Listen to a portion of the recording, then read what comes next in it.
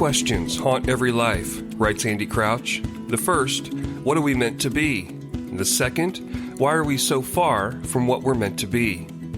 Hello and welcome to Restoring the Soul, a podcast dedicated to helping you close the gap from what you're meant to be and what keeps you from being all that. I'm your producer, Brian Beatty.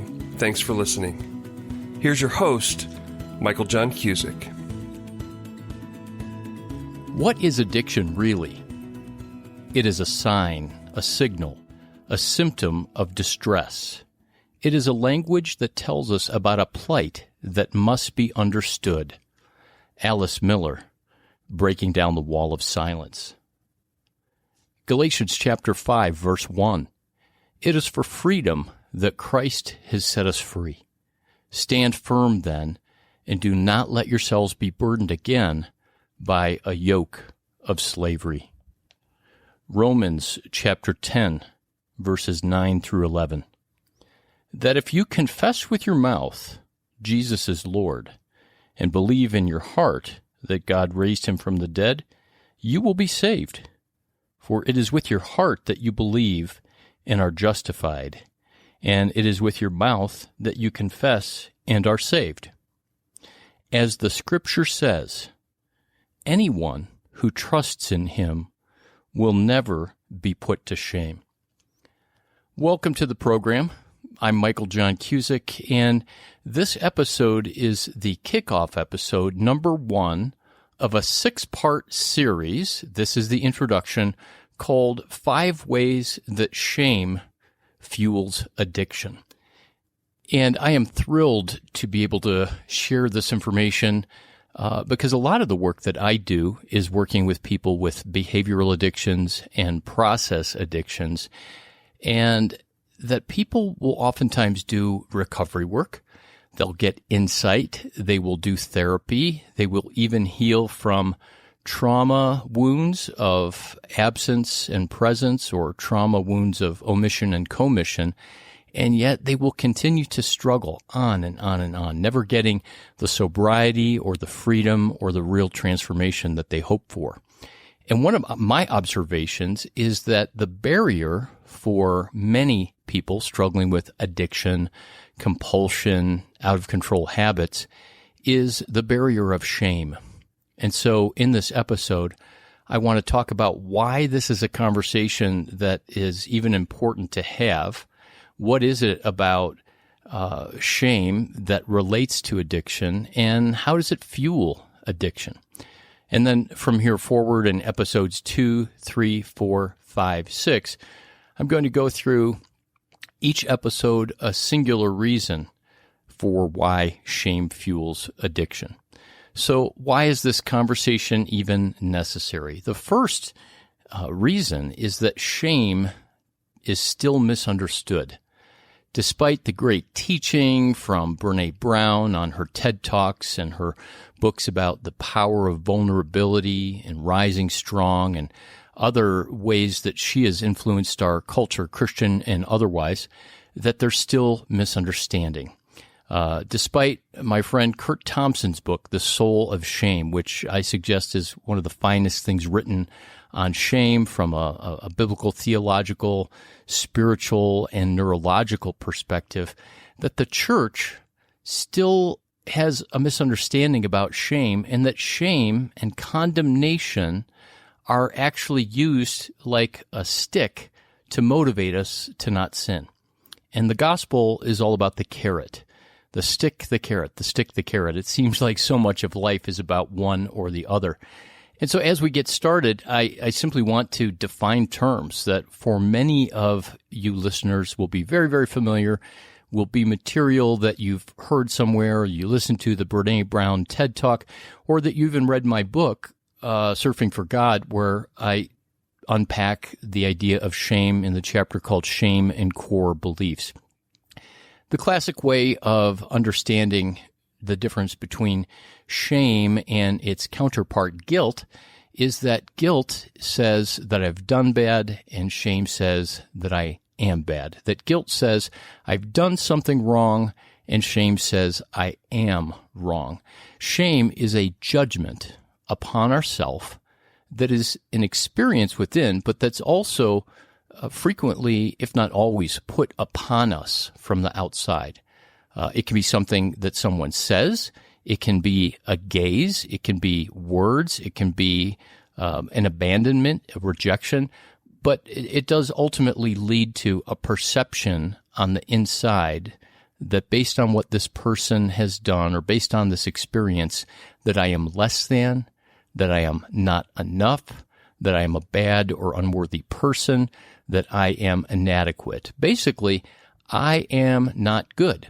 And this flies in the face of the entire Genesis 1 and 2 story, and then the unpacking of the scriptures from there, that says that we are made in God's image, and that in Psalm 139, we are fearfully and wonderfully made.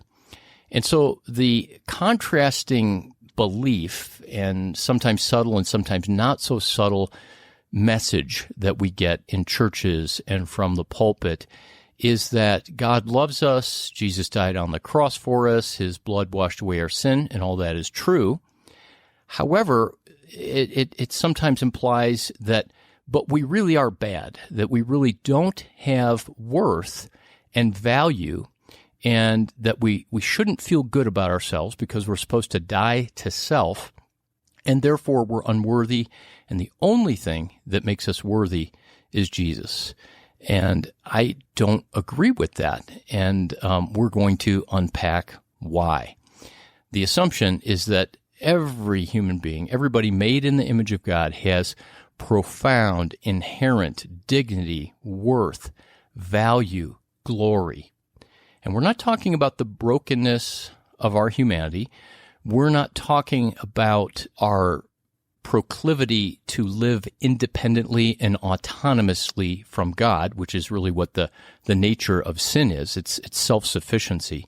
We're not talking about sin as a judgment upon our personhood that is a statement about who we are. We're talking about this state where we are children of the living God who Jesus taught us to pray, our Father. And I want to call attention to the two scriptures that I read at the outset before I jump in. Galatians 5:1, it is for freedom that Christ has set us free. And this freedom is not that Jesus died on the cross so that we wouldn't be addicted, although I think it includes that, or that Jesus died on the cross so that we wouldn't have attachments and unhealthy bondage in our life, although I think it includes that. The freedom that Jesus talked about is always two-sided, or rather the freedom that the Apostle Paul was talking about in Galatians, and then certainly I think that it's woven into Jesus' teaching as well. The freedom is two-sided. The one side of freedom is I'm breaking free from something like my sexual addiction back in 1994 when there was a cutting off and there was a period and continues to be a period of sobriety and freedom and healing.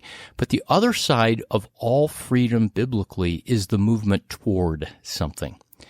And we cut ourselves short when we just see freedom as the movement from something.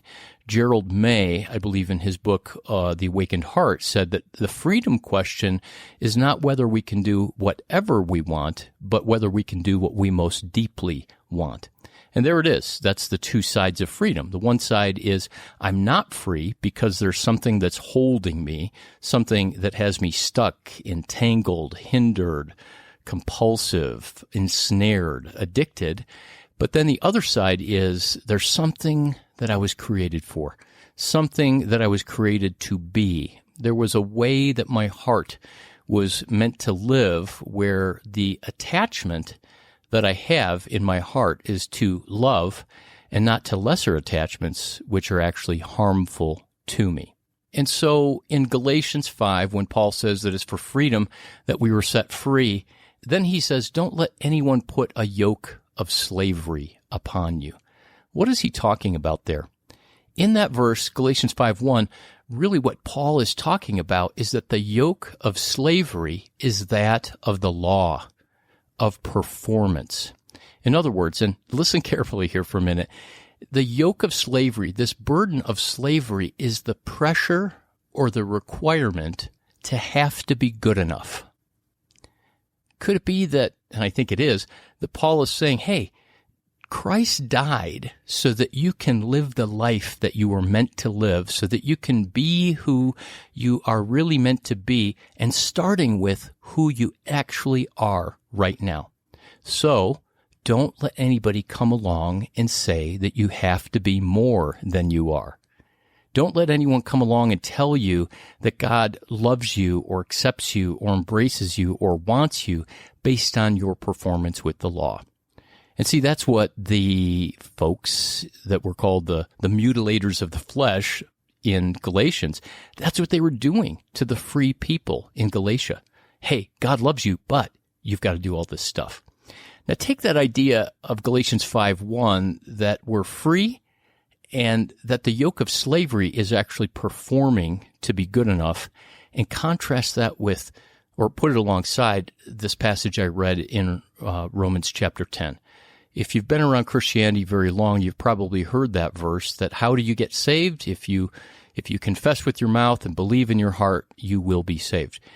And this is one of those verses that we read one verse but not the next verse. And I've joked on the program before that someday I want to write a book called The Next Verse, and how many teachings there are where we teach on a verse that seems to make sense, but then we start to unpack what's after that, for example, the next verse, and it takes on a whole different tone.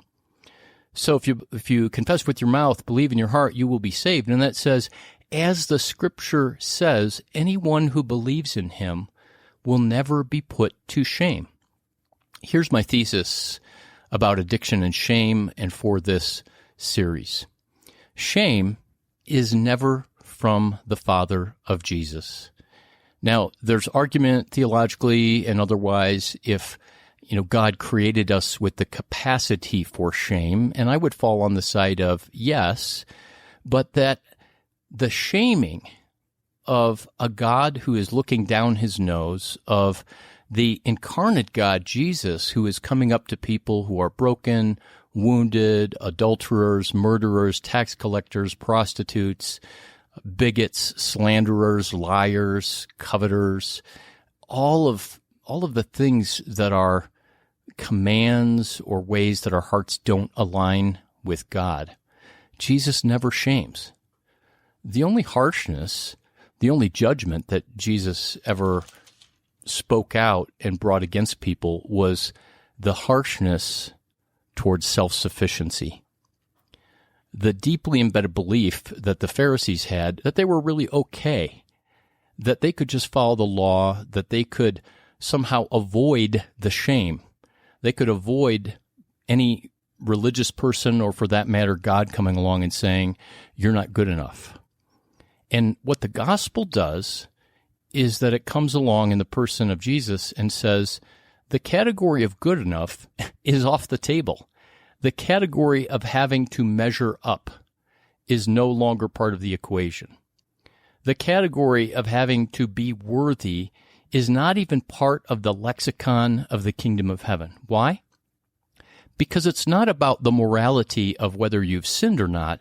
It's about the fact that love, capital L, capital O, capital V, capital E, cannot be earned. And yes, there's an aspect where the Scriptures refer to, if you've sinned only one time, you've broken the whole command. But our emphasis has been upon that we can't earn our salvation. That is true. But what that all really distills down to is that we can't earn love. Salvation is God's proclamation of who He is and His reaching down into our real-time, actual broken world where we have turned away and in our own way, independent, autonomous, done our own thing. And salvation is Him coming into that with no questions asked and with no judgment and saying, let me show you who I am. And so, those who believe in the Lord, as the Scripture says, will never be ashamed. So, shame is still misunderstood, and one of the ways that plays out is not just the contrast between guilt and shame, but that, as so many people I've talked to, shame becomes a friend. Shame becomes something that we use to motivate ourselves to do better, to bad grammar, but be gooder, to somehow promote moral activity. And any time we use shame as a way to motivate ourselves, it's going to lead to pressure. It's going to lead to a sense of failure. And both of those will lead to shame. So if I'm using shame to beat myself up and I follow the law, I'm going to go, oh, wow, I did it. But now I'm constantly anxious because I'm on the edge of not performing well. And that fuels more shame. And if I don't perform well, that fuels more shame.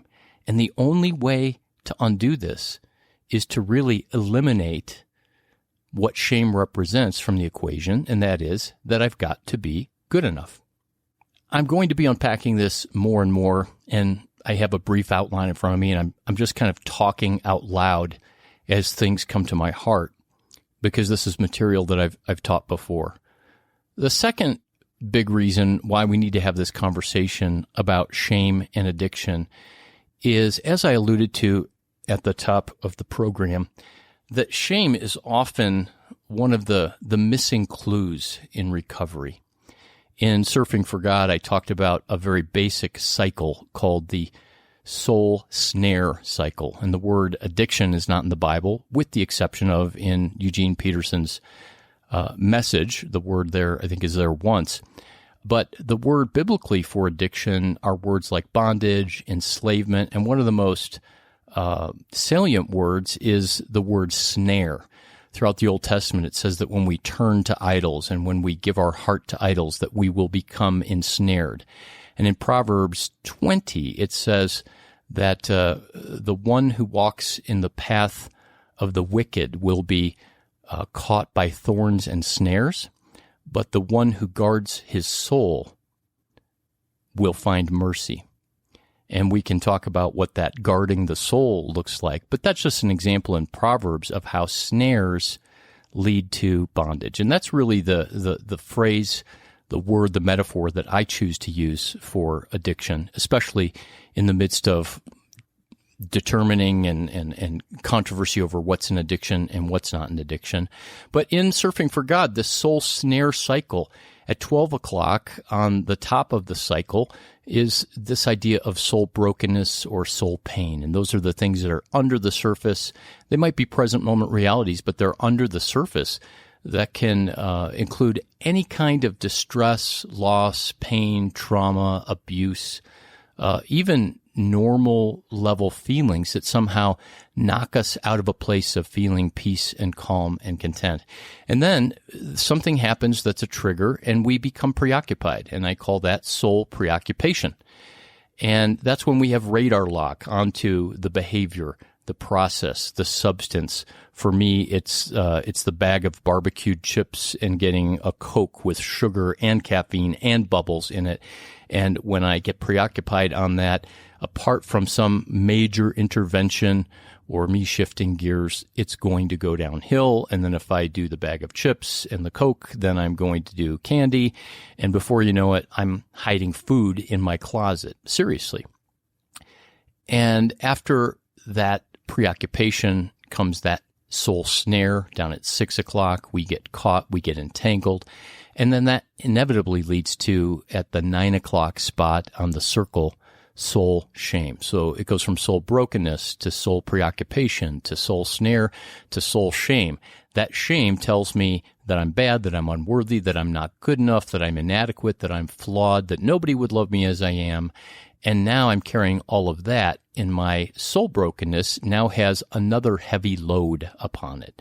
And so now I'm more likely to give in to the stress, the distress, and become preoccupied with something by attaching my heart and my mind to that. Now, having said that, that's the kind of spiritual, what I call the pneumodynamic, the spiritual dynamic of addiction. There's also the physiological reality, which I'm going to be talking about. There's also the cognitive, mental, mind, psychological reality there's an emotional reality, and there's a volitional reality where we learn to make different choices. But the missing clue is the shame part. I work with folks who have worked on their brokenness. I've worked with folks who have learned all their triggers. I've worked with folks that learn how, in the midst of that preoccupation, to be attentive to their body and their feelings and things like that, and who have even learned how to get accountability and turn to their 12-step sponsor or do other things to prevent them from getting into that snare. But they never hear that the most important work is really coming to deal with that shame. And so it's the missing clue.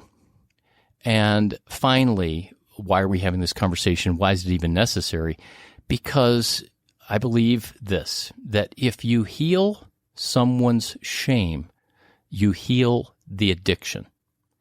Now, please know that I'm not saying that when a person signs himself into a detox facility, or when a person goes to Sex Addicts Anonymous or Gamblers Anonymous or Celebrate Recovery or calls their pastor or their best friend and says, hey, I'm struggling with this addiction, that you just need to read them Romans 10:11, that if you believe Jesus, you will never be ashamed. That's not what I'm talking about.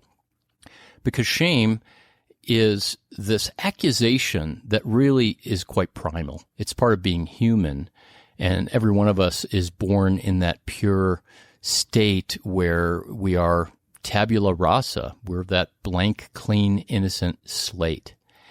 And then life happens, and the world begins to tell us who we should be, who we need to be, and we begin to disown ourselves. Why? Because of the messages of shame. It's not okay to be you. This idea that when you heal the shame, you heal the addiction is certainly a process. It's certainly something long-term, but real recovery, restoration, and transformation that is down to the root level is more than just sobriety. It's actually breaking free from these lies, these accusations, and these core beliefs of shame. I've already defined terms about shame, and so I'm going to take a moment and make some definitions ever so briefly about addiction. And to start, I like to refer to a quote by a man named Raymond Erickson, and he's a PhD neuroscientist. I got this book about 15 years ago when I was teaching a graduate level addictions course at Denver Seminary. And frankly, the book is a great book, but the original version of it, there wasn't as much actual neuroscience as there is now, and the field has really advanced since then. But the opening sentence, and I have this weird little habit of memorizing opening sentences of books. You should quiz me sometime on what my favorites are. The opening sentence to Raymond Erickson's book, The Neuroscience of Addiction, is this: I really don't like the word addiction because it is so imprecise. And so as I start to talk about addiction, it brings up the question, well, is it really an addiction or is it a compulsion? And is it a compulsion or is it a bad habit? And is it just a bad habit or is it just willfulness and you're not trying hard enough? And do you need to read a book on self-improvement to get some tips about how to change your behavior? So one of the first categories in talking about addiction is, and this is going to sound flippant to people who have loved ones with serious addictions, but I don't care what the definition of an addiction is, and here's why. I have sat with men with sexual addictions that are some of the worst I've ever heard of, and the collateral damage and the harm that was done because of those addictions is unbelievable. We're talking about altered lives, destroyed families, diseases, even death in one instance. And these men have sat in front of me, and to be fair, there have been a couple of women too, and said, oh, my problem is real, but it's not an addiction. I mean, it's not that bad. And early on, I would try to convince people, well, no, it really is an addiction, and here's why you need help. And have you ever heard the phrase, you can't reason with a drunk? Well, you also can't reason with a sober drunk. And you can't reason with somebody who is not at that moment that you're talking to them acting out. But if they're still in their addiction, reason is not going to help. And there's an old model from the 60s, 70s, 80s, probably through the 90s and early 2000s that has begun to shift with our understanding of trauma. And the old model was that if someone's in denial, you confront, tough love, and eventually you're going to break through. And my experience in neuroscience tells us that one of the functions of denial is that there's a neuroscientific nervous system basis behind denial, that a person fundamentally feels unsafe in their own body and in their own skin. And denial is not a willful resistance as much as it is a neurological defense mechanism. So I've learned that if a person can feel safe enough, and if you can build a caring enough relationship where there's no stick and there's only carrot, that's how denial breaks through. Now, that doesn't happen all of the time. But back to the idea about why I don't care what the definition of an addiction is as I've sat with some of these men who have said it's not an addiction, I say, that's perfectly okay. I have an idea. Let's name it. If this isn't an addiction, what would you like to call it? We could call it Ralph, or we could call it Donatello, or we could call it Francine. We could call it a compulsion. We could call it a really bad habit that's occasionally out of control. We could call it a behavior that persists despite adverse consequences. What would you like to call it? And sometimes they start to smile, like, you're right. You know, interestingly, Rob Bell, in his book Sex God, said once that if you can't live without it, it owns you. That's the best definition I've ever heard. So for me, if I can't live without the bag of barbecue chips when I go to the natural grocery store, and I justify it because they're healthy, natural grocery store chips. So, right, they don't have chemicals, preservatives. Well, they have a ton of carbs, and there's even some sugar in there. And I start to deceive myself, and I get into denial. And the bottom line is, there's times when I'm not in a good place, and when I'm not doing my work, and when I'm not doing self-care, that those chips own me. And therefore, it's an addiction. Another reason why in the moment I don't press into whether something is an addiction or not is because I believe that we are all addicts, that we all have something in our heart that we attach to, that we yield to, that we surrender to, that when we surrender to it, even though it's harmful, even though it's not life-giving in the very, very best sense, that our heart attaches to it and we return to it again and again and again. And this is the scriptural idea, again, of idols, something that we attribute to have ultimate significance, something that we attribute to be life-giving. And when we give our heart to that, that idol ensnares us and we are caught.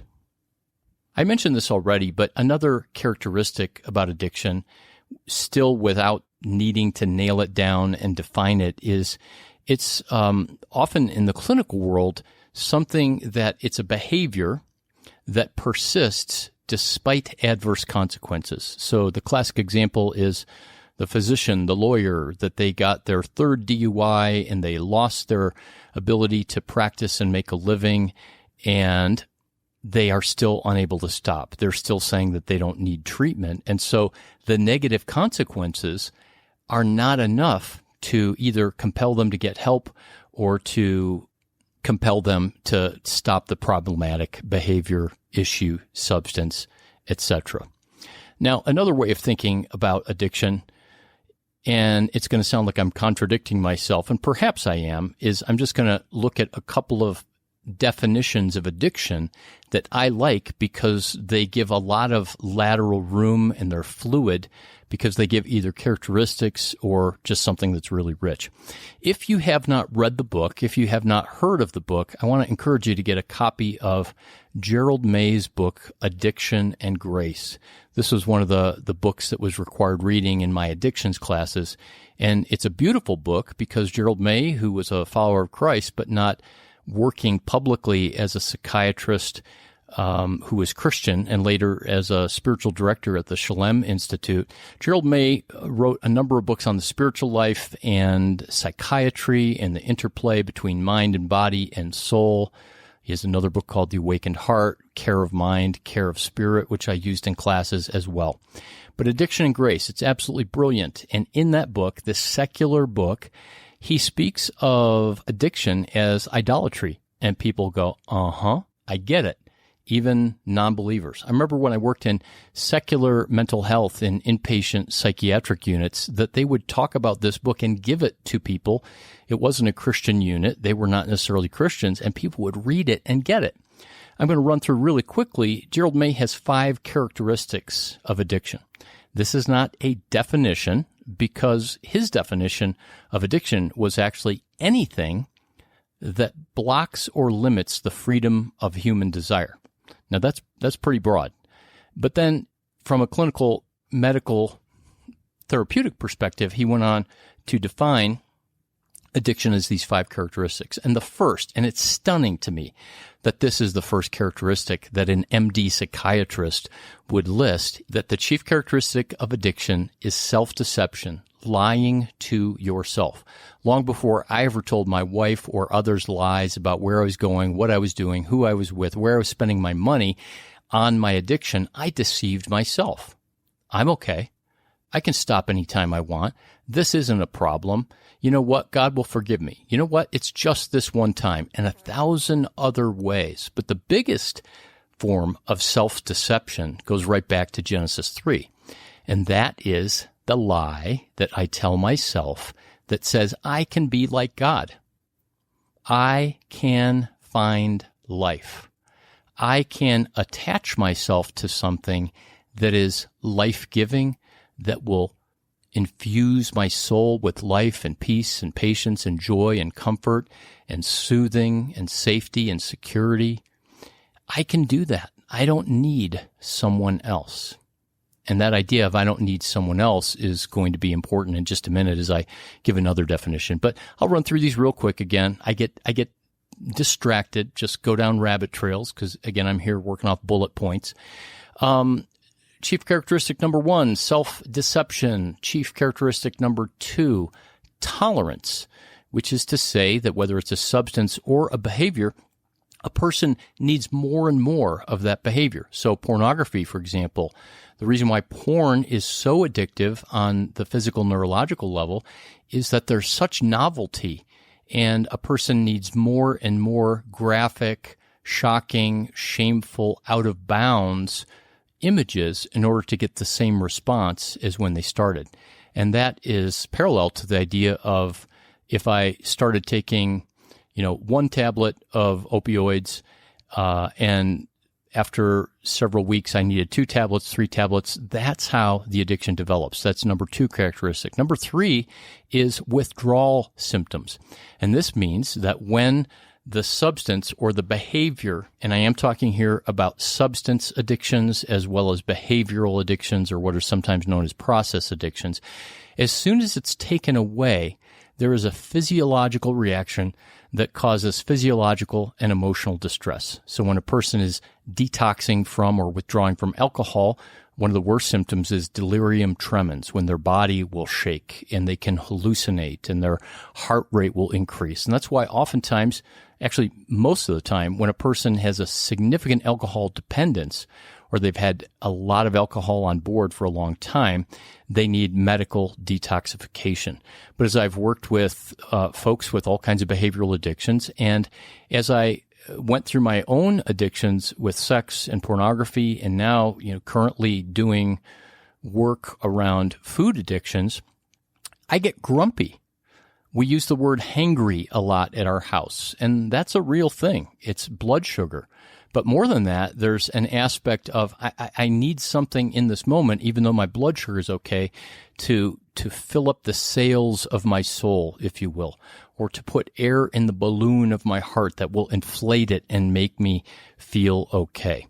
And without that, negative symptoms, which are oftentimes related to our vital signs, our temperature, our pulse rate, our respiratory rate, our ability to regulate our anxiety, and so on.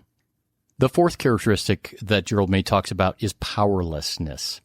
And, this seems so obvious that if something's an addiction, powerlessness means that you can't stop, that you've tried, that you've given it your best effort, that you've done everything you need to do, and this isn't a matter of just flexing your muscles. And there again, this is one of the ways that Christians do a disservice to people with real addictions, where there's this idea that, at least this was told to me, go read Philippians 4:13 that says, I can do all things through Christ who strengthens me. And so if I just have Jesus, he's going to be my power that will help me to overcome this powerlessness. Well, that is so subtly true. But the reality is that Jesus doesn't say, hey, let me hop on your back and I will be your strength. He actually says that your weakness, that my weakness becomes the strength. That's why in the 12 steps, when I acknowledge my powerlessness, that's the key. By the way, in 2 Corinthians 12, the passage where Paul talks about his weakness, I love to, when I'm speaking somewhere, have people do a pop quiz, and I'll say, here's this passage, when I am weak, and then I say, fill in the blank. And 75 to 95% of the time, the audience or the group will say, when I am weak, then he is strong. Surprise, the passage actually says, Paul is saying, when I am weak, I am strong. And there's a whole theology there of the incarnation, of the kenosis, Philippians chapter 2, of God in his power emptying himself, acknowledging and coming into a place of powerlessness and weakness, and in that being the strongest, most powerful transformational experience in the world. This too will be unpacked in a separate episode, but powerlessness is not something that we rev up to get over. It's not something we flex our muscles to try to overcome. And it's certainly not anything that we tag team with Jesus, where his muscles, which are of course supernatural, then help us to overcome the powerlessness. No, it's to start at a place of saying, I am powerless. And that becomes the doorway of humility, where we walk into the room of grace, which is actually always open, and the lights are always on, and God is right there at the bar. Boy, am I going to get in trouble for saying that God is a bartender. That God is there in this room, and he's got whatever it is that will slake the thirst of our hungry and thirsty souls. All right, the final characteristic of Gerald May's characteristics of addiction is a distortion of attention. In other words, whatever the addiction is, this starts to take on more and more energy and attention and preoccupation in a person's life, to the point where, as was the case in my addiction, it began to overtake my life, and I began to lie in order to set my life up around it. So it's the person who can't wait to get back to Facebook, or the person who ought to be doing their preparation for the lesson that they're going to teach, and they're on Twitter or Instagram or social media, and there's literally an addiction or compulsion there. It's the person that is unable to go for very long without looking at porn on the computer, or it's the person that has come to counseling or an intensive at Restoring the Soul, and this has happened many, many times, where during the course of their treatment and counseling, they contact their affair partner because the attention just goes there and it gets distorted and ramped up. Now, that's spiritual, that's emotional, but it's also neurological, and we can have compassion for that, and it needs to be addressed. But those are Gerald May's 5 characteristics. And you may say, wow, this is interesting so far, or at least hopefully you're saying that. Now let me tie this with, I think, my favorite and most important non-definition of addiction. And technically it is a definition, but I'm going to pull it apart. John Bradshaw, for those of you that are probably 50 and above, may remember him. He was an ex-Catholic priest who, in the early 80s, started writing books on recovery. and was very, very, very successful. He wrote a book called Healing Toxic Shame. He wrote one about championing the inner child. He did a very famous series on PBS, kind of like how Brene Brown has done on Netflix. And this was back in the late 1980s. And he was the guru of recovery, and for many years involved in the program at the Meadows in Wickensburg, Arizona, one of the top treatment centers on addiction and trauma. And Bradshaw, tucked away in one of his books, gave this definition, which I think is profound and biblical. Here it is. He says, John Bradshaw says that addiction is an unhealthy, mood-altering relationship with a substance, a behavior, or a person. All right, several of you just tapped the brakes, pulled over to the side of the road, and said, I've got to write that down. So I'll say it again. That an addiction is an unhealthy, mood-altering relationship with a substance, a behavior, or a person. And here's how all of what I've been saying ties together. Number one, unhealthy. Anything that's unhealthy doesn't allow us to flourish, to thrive, to expand, to grow, and to become more and more of who we are and what we're meant to be. I'm broadcasting this during the pandemic with COVID-19, and obviously the unhealthy or pathogen of this virus is something that can kill. But ultimately, it prevents us from living as we're meant to live. The purpose of a virus is to destroy. So unhealthy versus healthy. And I'm pausing on this because this is a huge category. Is the behavior, substance, or person giving you something, or is it taking something from you? The second part of this definition is mood altering.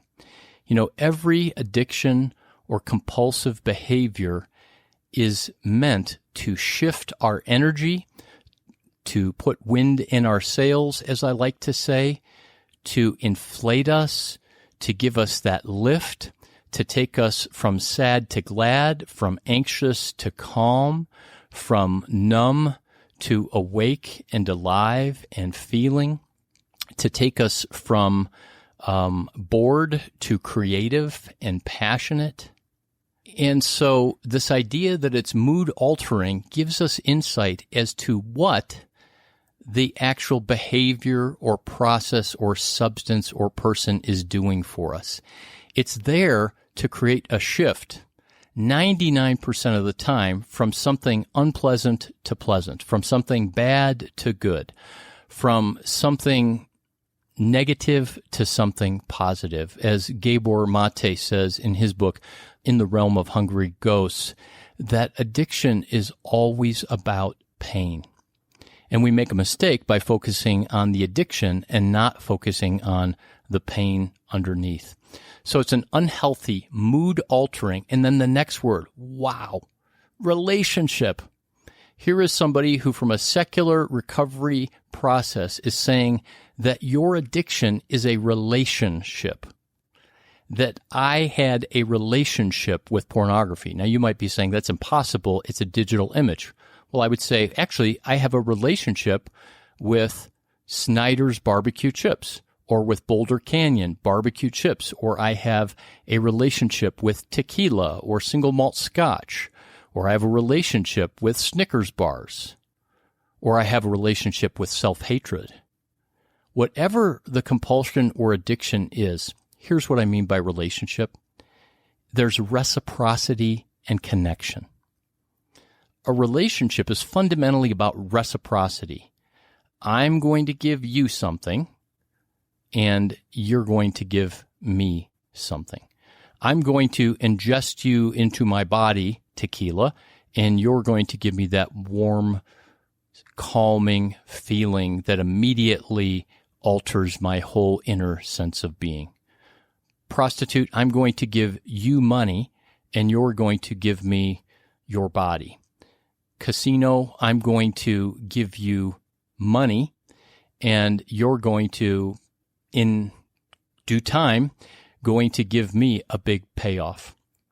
And all of those examples are an example of the reciprocity. And here's where this then really ties things together. An addiction is an unhealthy, mood-altering relationship with a person, a substance, or a behavior. That reciprocity and the connection is a sense of being plugged in. I'm going to plug into this behavior, person, or process, and there is an attachment there. Another way of speaking of relationship is that there's an attachment, whether that's an emotional attachment, an economic attachment, some kind of job-related attachment. And going back centuries to the desert fathers and mothers and ancient spiritual writers, the word that they use for what we now call addictions are attachments. Attachments would be the things that we give our heart and being to, that because we are relational beings created to be attached to God, self, and others, when we give ourselves and attach to something that is not life-giving and one of God's good gifts, then we become attached in a way where it wraps its chains around us. It digs its claws in, and then we are, in fact, ensnared. So, our addictions are attachments. And now back to shame. Shame, and Kurt Thompson writes these exact words in his book, Soul of Shame. Shame always creates distance. Shame always creates disconnection because I have to hide me from you, and so I can't be known. I can't be intimate in the sense of I can be me and you can be you and we can be together and know. Instead, there has to be a sense of a false self, a protected self. If what fuels addiction is this need to attach, and if shame creates distance and disconnection, then the presence of that shame, disconnection, and distancing will fuel the compulsive addictive behavior that says, I must attach to something. In other words, the greater the shame, the greater the vulnerability to attach to, as Gabor Mate says, harmful ways of being. I'll close on that and say that again. The greater the shame, the greater the vulnerability to attach to harmful ways of being, which would be to attach to a relationship with a person, a substance, or a process. So I've been talking about this connection between shame and addiction, and in the next 5 episodes, 6 episodes total if you include this introduction, we'll be hearing each episode of a different way that shame fuels addiction in hopes that listeners will have more clarity about their own shame and more clarity about the ways that our hearts and minds and nervous systems and beings get caught in these snares. But also as you're walking with and talking with others. Because it is for freedom that Christ set you free. And if you are a follower of Jesus, and if you believe this gospel, this proclamation from God about who He is, full of mercy and love, and His arms and His kingdom are wide open, then you will never be put to shame, as the Scripture says. I'm Michael Cusick, and I look forward to this series coming up on 5 ways how shame fuels addiction. We'll talk soon. So thank you for listening to another episode of Restoring the Soul. We want you to know that Restoring the Soul is so much more than a podcast. What we're all about is helping couples and individuals get unstuck. You know how some people go to counseling or marriage therapy for months or even years and never really get anywhere? Our intensive programs help clients get unstuck in as little as 2 weeks. To learn more, visit restoringthesoul.com. That's restoringthesoul.com.